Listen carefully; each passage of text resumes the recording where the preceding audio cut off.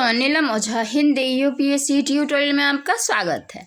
बिहार के इतिहास को जारी रखते हुए अब कुषाण वंशीय शासन की चर्चा करते हैं। कनिष्क की राज्यारोहण की तिथि विवादित है। अभिलेखों में उसे महाराज राजाधिराज देवपुत्र कहा गया है। कनिष्क बौद्ध था। किस धर्म का अनुयायी था? तो वह बौद्ध था। उसने अपनी राजधानी पुरुषपुर पेशावर में बौद्ध स्तूप बनवाकर बौद्ध धर्म के प्रति निष्ठा प्रकट की थी। कहाँ? पुरुषपुर। ठीक है। कनिष्क के पूर्वज भी बौद्ध थे। उन्होंने ही बौद्ध धर्म का संदेश चीन भेजा था। कनिष्क ने पाटलिपुत्र पर आक्रमण कर उसके सातवाहन नरेश को पराभूत किया, यानी पराजित किया।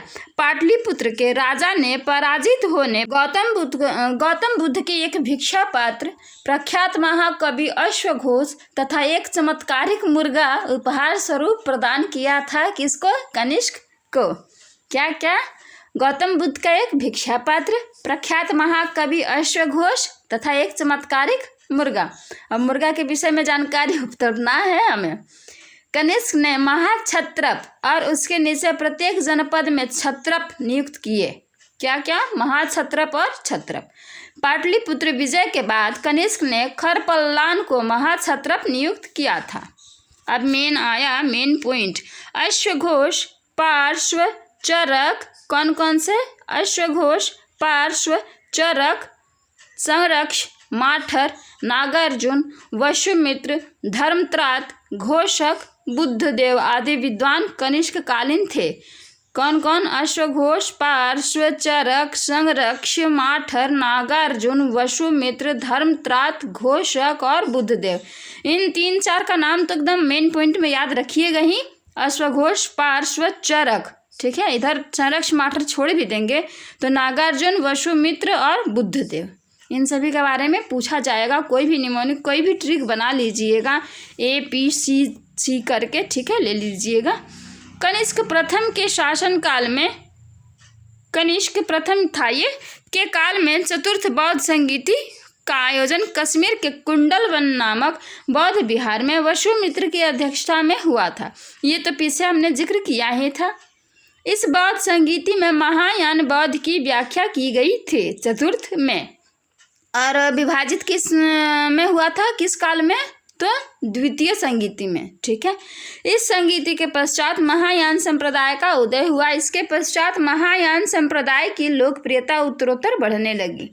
कनिष्क प्रथम और उसके उत्तराधिकारियों के लेखों में कुछ तिथियां अंकित है तथा कनिष्क प्रथम 1 से 23 वर्ष, कनिष्क द्वितीय 24 से 28 वर्ष, हुइस्क 28 से 60 वर्ष तथा वसुदेव 67 से 98 वर्ष।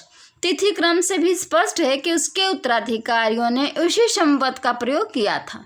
कनिष्क ने विक्रम संवत, अरे नहीं, ये तो गलत है।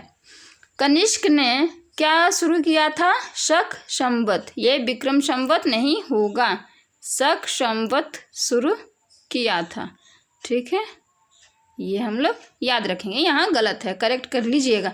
कनिष्क ने शक संवत की स्थापना की थी, इसलिए कुछ विद्वान शक संवत को उसके राज्यारोहण का वर्ष मानते हैं, तो कुछ चतुर्थ बौद्ध संगीति के आयोजन को। अब गुप्त वंशीय शासन को देखते हैं। श्रीगुप्त इसका संस्थापक था 240 से 280 ईस्वी। श्रीगुप्त इस गुप्त वंश के प्राथमिक नरेश था। उन्होंने महाराजा की उपाधि धारण की थी। किसकी उपाधि? महाराजा। श्रीगुप्त वह अपने सामंतों को भी महाराजा की उपाधि प्रदान करता था। डॉक्टर KP जायसवाल का अभिमत है कि उसका नाम गुप्त ही रहा होगा। श्री शब्द सम्मान के लिए लगाया गया होगा।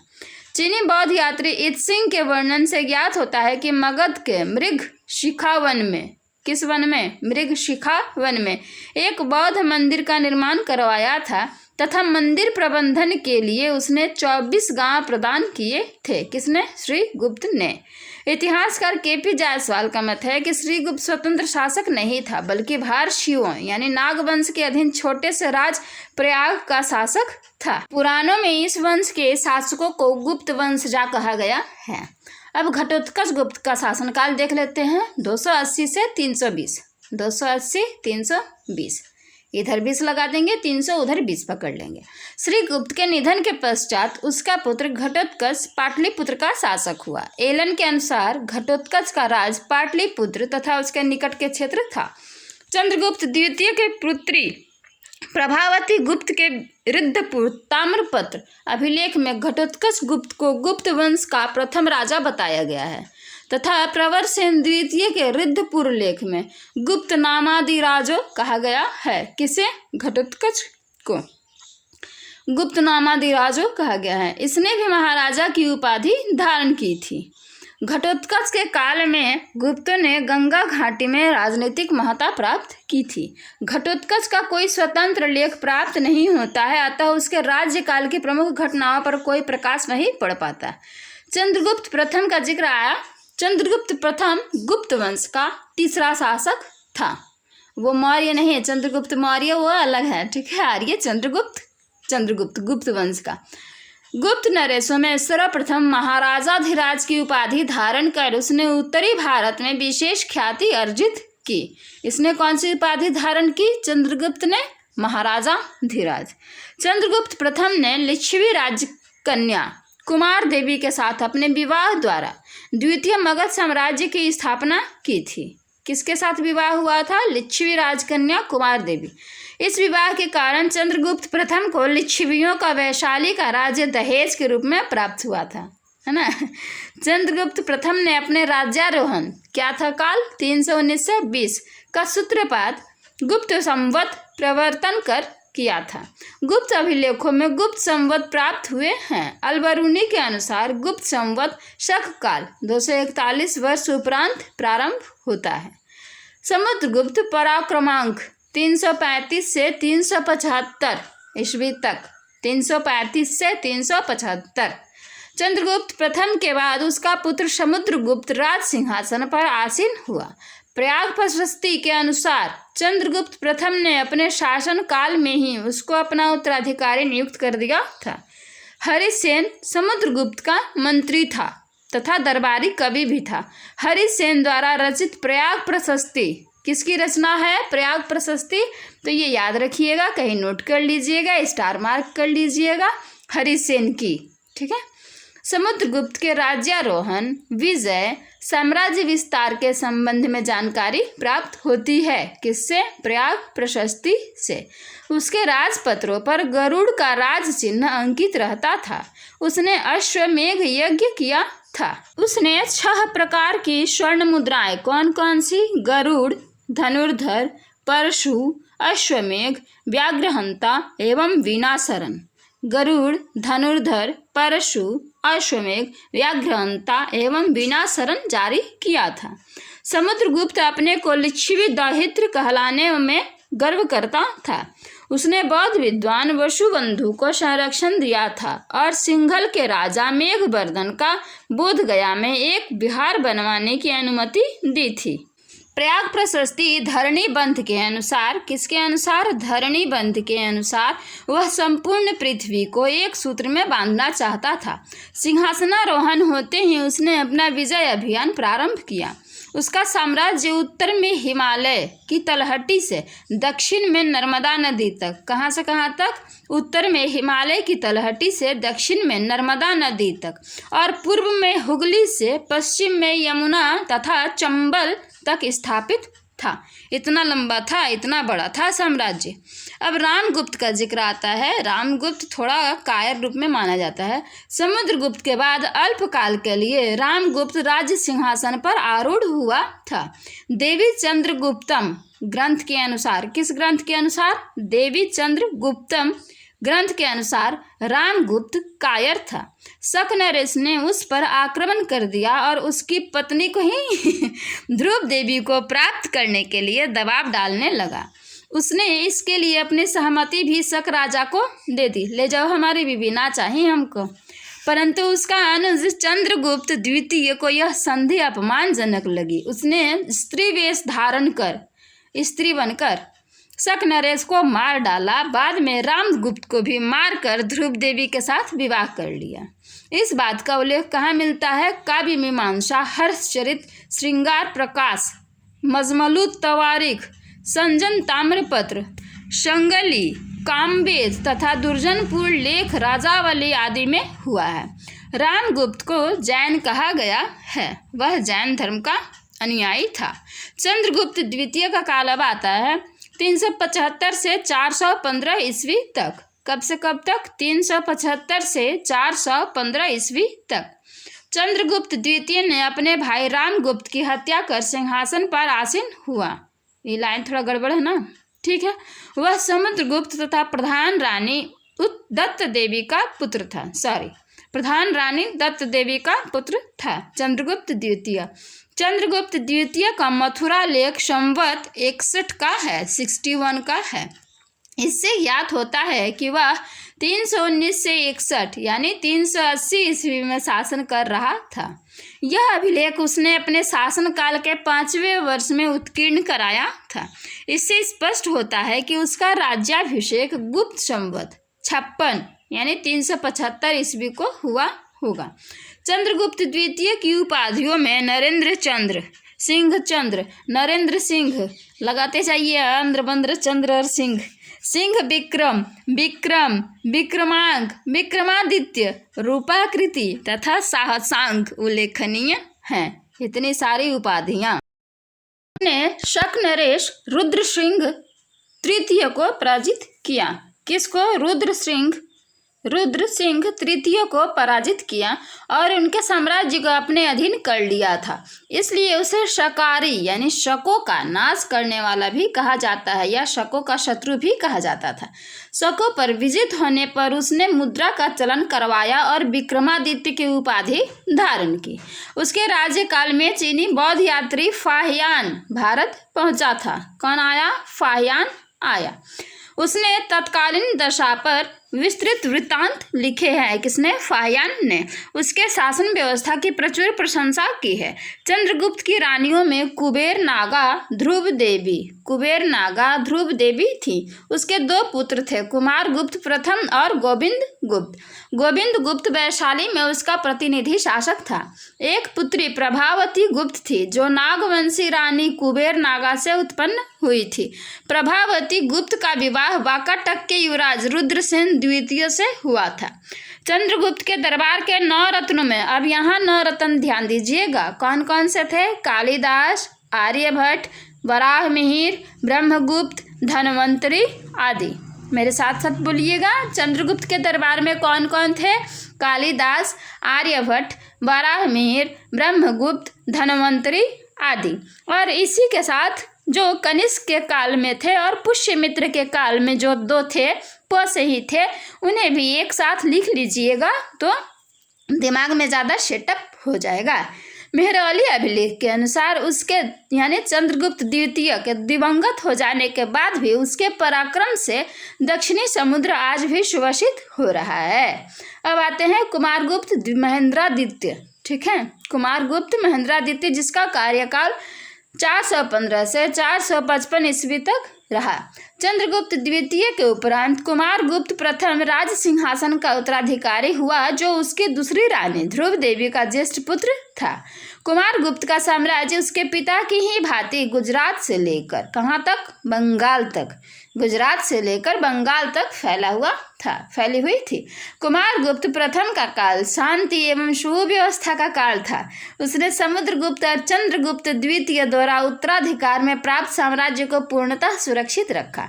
भीतरी स्तंभ लेख से विदित होता है कि कुमारगुप्त प्रथम के जीवन के अंतिम वर्ष पुष्यमित्रों के आक्रमण से आक्रांत हो गए थे। इसलिए उसने युवराज स्कंदगुप्त को पुष्यमित्रों को पराजित करने के लिए भेजा। उसने बुद्ध और पार्श्व की मूर्तियों की स्थापना की थी। किसकी? बुद्ध और पार्श्व की। वह बौद्ध था। उसने नालंदा महाविहार विश्वविद्यालय की स्थापना की थी। उसने नालंदा महाविहार विश्वविद्यालय की स्थापना की थी, जो एक विश्वविद्यालय भी था। अब आता है स्कंदगुप्त, जिसका कार्यकाल 455 से 467 455 से 467 ईस्वी तक रहा। कुमारगुप्त प्रथम के पश्चात स्कंदगुप्त सिंहासनारूढ़ हुआ। उसका प्रारंभिक वर्ष पुष्यमित्रों तथा हुनों के आक्रमणों में ही बीता। यह यानी स्कंदगुप्त विजेता होने के साथ ही कुशल प्रशासक एवं साम्राज्य निर्माता भी था। उसका साम्राज्य कई भागों में बटा था, जिसे भुक्ति कहा जाता था। कई भागों में बटा था, जिसे भुक्ति यानी प्रांत कहा जाता था। वह बौद्ध था। नालंदा विश्वविद्यालय का संरक्षक भी था। यह पूछा जाता है तो जिन राजा के बारे में जो जानकारी है थोड़ा ख्याल रखिएगा, दिमाग में रखिएगा, कौन बौद्ध था कौन जैन था। स्कंदगुप्त बौद्ध था। अब आता है पुरुगुप्त। स्कंदगुप्त के पश्चात उसका भ्राता पुरुगुप्त सिंहासनासीन हुआ। भीतरी राज मुद्रा से ज्ञात होता है कि कुमारगुप्त प्रथम उसका पिता तथा अनंत देवी उसकी माता थी। वह बौद्ध था। उसने प्रकाशादित्य, इसने क्या उपाधि ली? प्रकाशादित्य। पुरु प्रकाश, प से ही दोनों, ठीक है। पुरुगुप्त ने प्रकाशादित्य की उपाधि ली। स्कंदगुप्त के ये नोट है। स्कंदगुप्त के पश्चात ही गुप्त साम्राज्य पतनोन्मुख हो गया। पुरुगुप्त के बाद नरसिंहगुप्त, बालादित्य गुप्त, कुमारगुप्त द्वितीय, बुद्धगुप्त, भानुगुप्त, हर्षगुप्त, दामोदर गुप्त, महादेव आदि गुप्त वंशीय शासक हुए। गुप्त काल में सभ्यता एवं संस्कृति के विविध आयामों में अभूतपूर्व उन्नति हुई थी। यह एकदम कितने भी स्टार मार्क लगा लो, आप याद रखना जरूर कि गुप्त काल को क्या कहा जाता है? स्वर्ण युग कहा जाता है, ठीक है। बहुत सारे सभ्यताएं एवं संस्कृति का उन्नति हुआ था, इसलिए इसे स्वर्ण युग की संज्ञा दी गई है। कुमारगुप्त प्रथम द्वारा संस्थापित नालंदा विश्वविद्यालय का संरक्षण एवं विकास बाद के गुप्त वंशीय शासक करते रहे थे। अब आ जाएगा मौखरी वंश। गुप्त काल की समाप्ति के बाद मौखरी वंश का शासन स्थापित हुआ। मौखरी वंश का उत्तराधिकारी शार्दुल वर्मन, कौन वर्मन? शार्दुल वर्मन हुआ था। उसका उत्तराधिकारी अनंत वर्मन हुआ। इतिहासकारों का मत है कि मौखरी गुप्त शासकों के अधीन सामंत थे। गुप्त वंशीय शासन व्यवस्था दामोदर गुप्त, महादेव आदि के काल में पतनोन्मुख अवस्था में पहुंच गया था। संभवतः उस समय अनंत वर्मन ने स्थिति का लाभ लिया होगा और राजकाज संभाल लिया, हत्या वगैरह करके। नालंदा से प्राप्त अभिलेख में अवंती वर्मन को महाराजाधिराज कहा गया है। सुचंद्र वर्मन ने मगध में स्वतंत्र राज स्थापित किया। किसने? सुचंद्र वर्मन ने। नालंदा अभिलेख में सुचंद्र वर्मन को अवंती वर्मन का उत्तराधिकारी तथा महाराजाधिराज कहा गया है। अन्य मौखरी शासकों की जानकारी तो मिलती है, परंतु इन शासकों के विषय में ऐतिहासिक सामग्री का काफी अभाव है। हर्षवर्धन के शासनकाल में साम्राज्य का काफी विस्तार हुआ। उसके अभिलेखों से पता चलता है कि राज्य प्राप्ति के 6 वर्ष तक उसने सेना की वर्दी पहने रही। कई वर्षों तक? 6 वर्षों तक। शशांक संभवतः हर्ष के प्रतिनिधि के रूप में सामंत रहा होगा। हर्ष का जिक्र आया तो हर्ष के काल में कौन आया था बताइए? कोरिलेट करते रहना है। चंद्रगुप्त के दरबार में कौन आया था? ये चंद्रगुप्त द्वितीय गुप्त वंश का जो था, इसके काल में कौन आया था? हर्ष के काल में। तो हर्ष के काल में ह से ही है ह्वेनसांग आया। चंद्रगुप्त द्वितीय के काल में फाह्यान आया। और मौर्य वंश के चंद्रगुप्त के काल में तो हम लोग सभी जानते हैं कि कौन आया। उसका केंद्र रोहतास के समीप वारुणिका देव बरनाक, अब कहते हैं ना, में रहा प्रतीत होता है। वहाँ के चट्टानों पर उसकी मुद्रा ढालने का सांचा है। उसकी मुद्रा ढालने का सांचा है वहाँ के जिसमें श्री महासामंत शशांक देव का अभिलेख है। जिसमें क्या है? श्री महासामंत शशांक देव का अभिलेख है। शशांक के बाद संभवतः सारा बिहार हर्ष के अधिकार में चला गया। सिंहनाद हर्ष का महासेनापति था। कौन था? सिंहनाद हर्ष का महासेनापति था तथा मंडी प्रधानमंत्री था। ह्वेनसांग आया। ह्वेनसांग का जिक्र। ह्वेनसांग के अनुसार शशांक ने बौद्धों पर बड़े अत्याचार किए। बोधि वृक्ष उसने कटवा दिया। पटना स्थित बौद्ध चिन्हों को गंगा में फेंकवाने का प्रयास किया। बड़ा दुष्ट था। बोधि वृक्ष को कटवा दिया और बौद्ध चिन्हों को गंगा में फेंकवाने का प्रयास किया शशांक ने।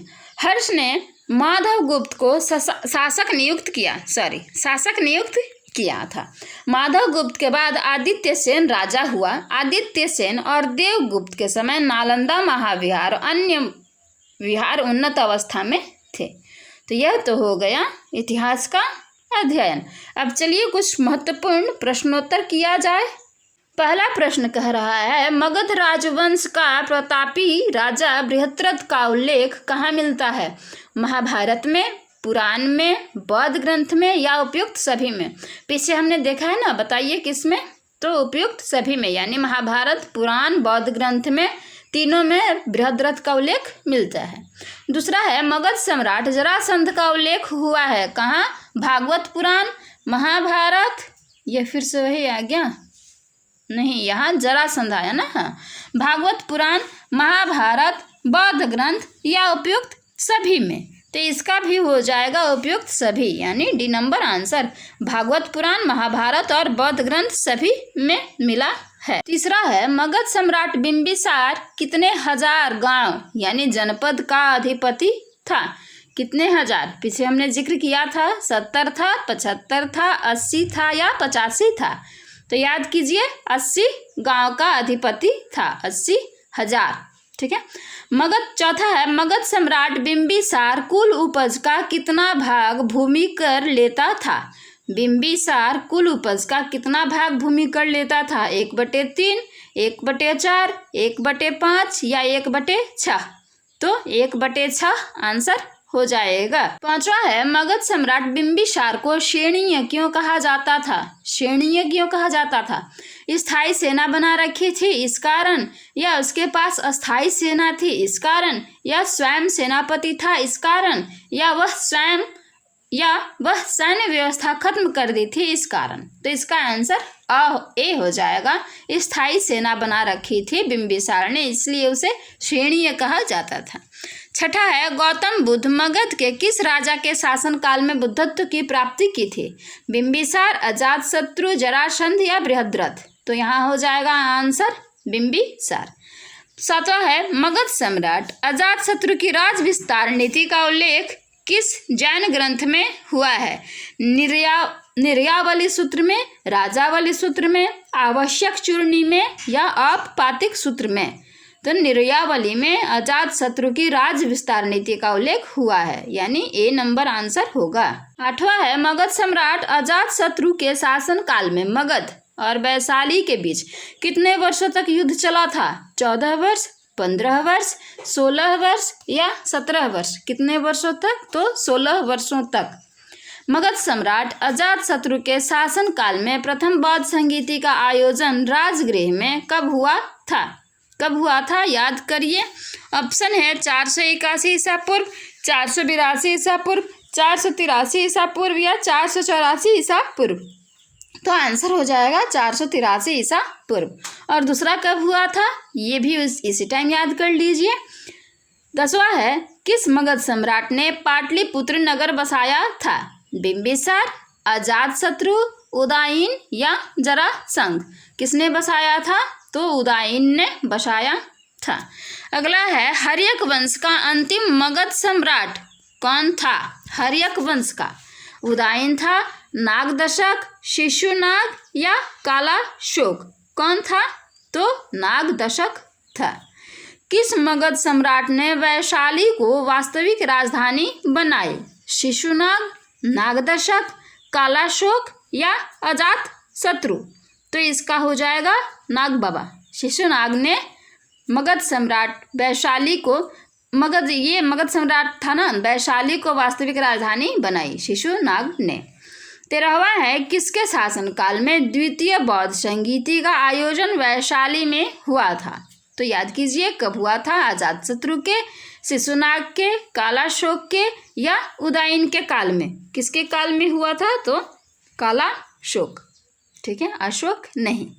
किस मगध सम्राट को बौद्ध ग्रंथों में उग्रसेन अथवा प्रचंड सेना का स्वामी कहा गया है?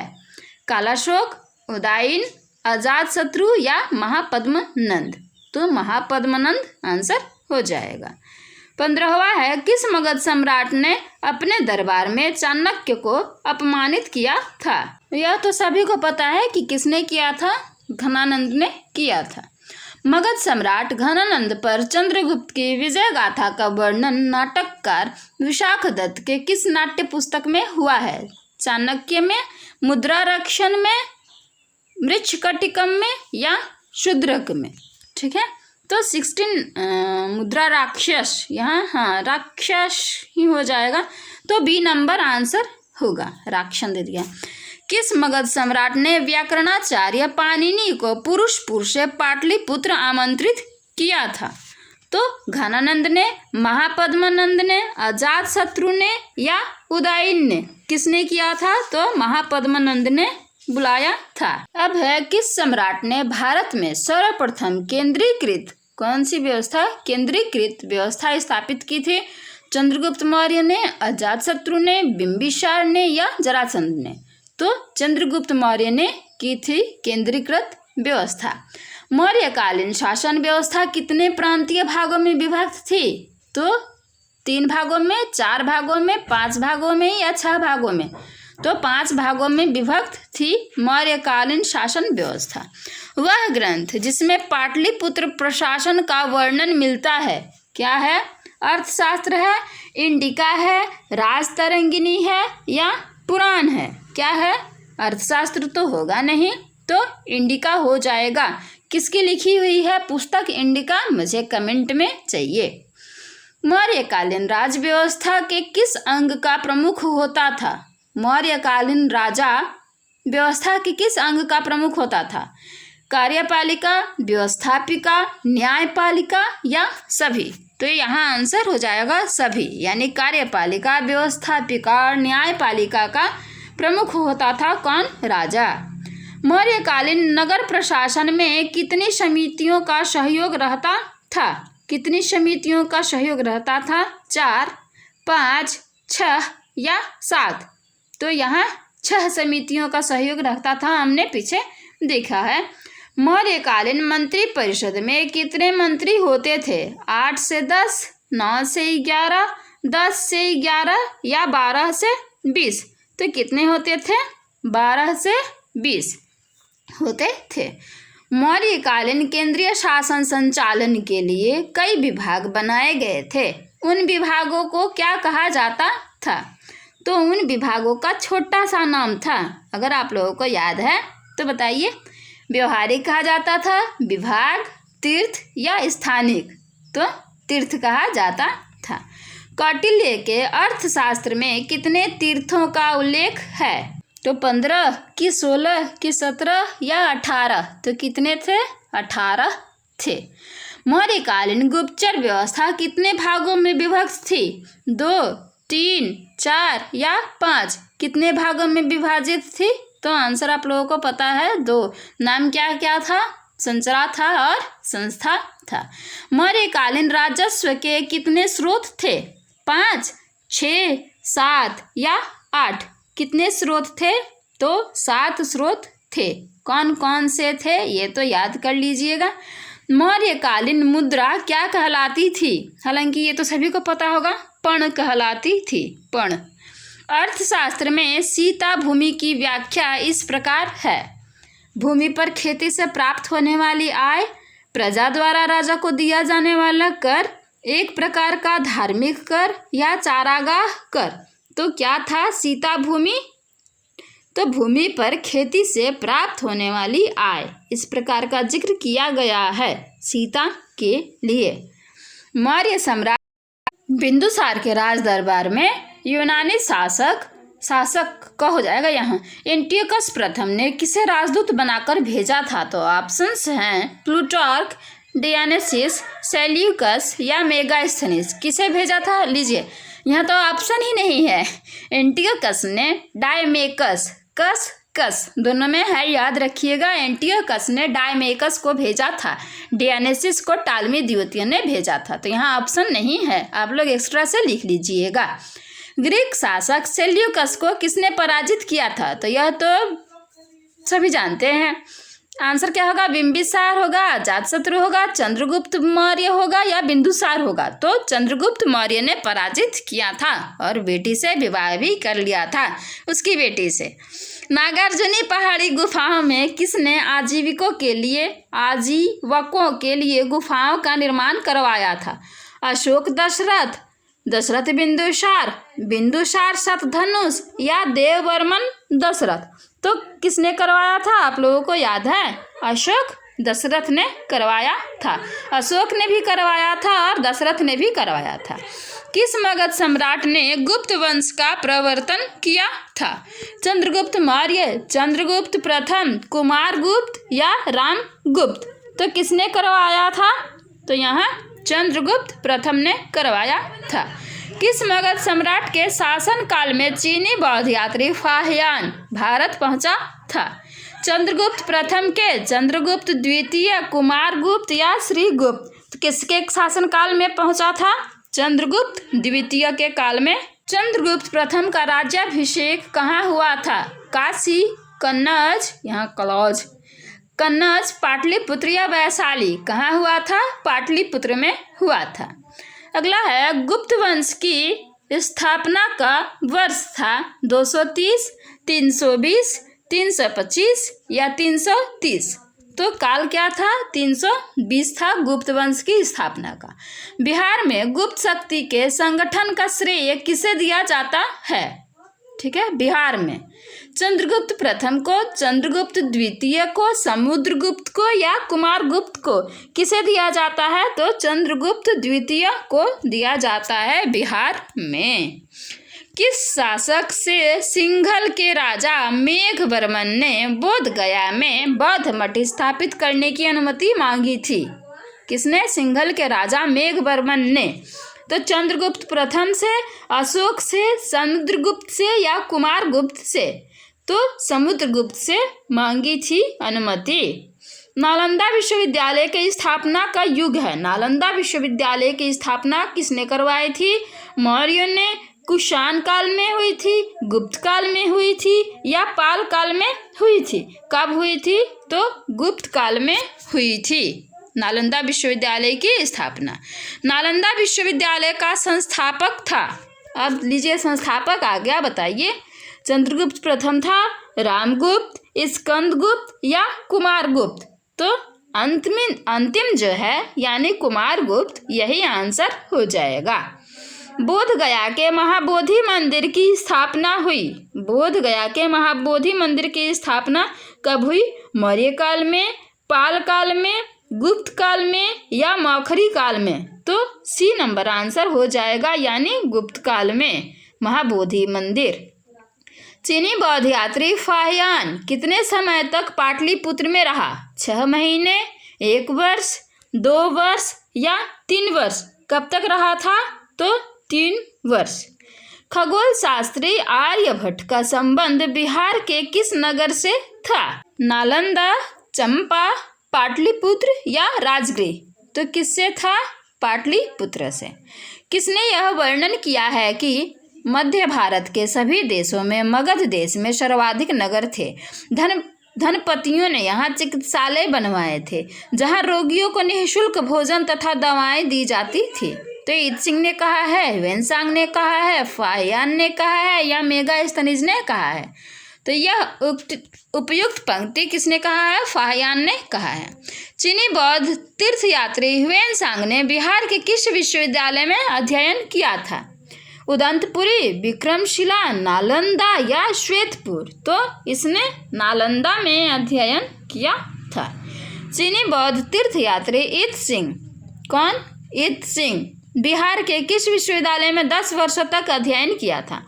नालंदा, विक्रमशिला, चेचर या उदंतपुरी?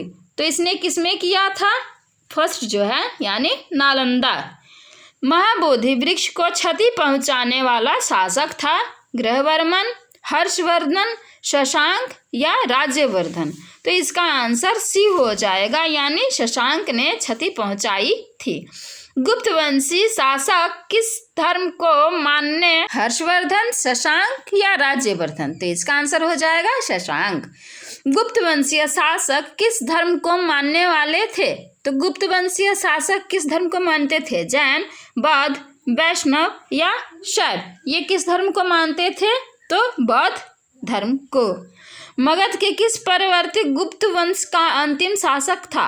मगध का क्वेश्चन थोड़ा उल्टा हो गया है। मगध का किस परवर्ती गुप्त वंश का अंतिम शासक था? जीवित गुप्त, माधव गुप्त, कुमार गुप्त या पुरु गुप्त? कौन था मगध का परवर्ती गुप्त शासक का अंतिम शासक? तो जीवित गुप्त था। जीवित मर गया, ठीक है, अंतिम था। गुप्त काल की समाप्ति के बाद किस वंश का शासन मगध में स्थापित हुआ? हर्यक वंश, मौर्य वंश, हैहय वंश या मौखरी वंश? तो ये सब तो पहले ही याद गए थे। मौखरी वंश आंसर हो जाएगा गुप्त काल के बाद। इन काल को भी कौन सा शासक कब आया ये तो मेन है ही, तो कौन सा वंश कब आया सीक्वेंस में लगा लीजिएगा और याद कर लीजिएगा। तो ये रहा चर्चा और प्रश्न उत्तर भी। तो आज के लिए बस इतना ही, तब तक फिर नेक्स्ट वीडियो में मिलेंगे। हंसते रहिए, पढ़ते रहिए।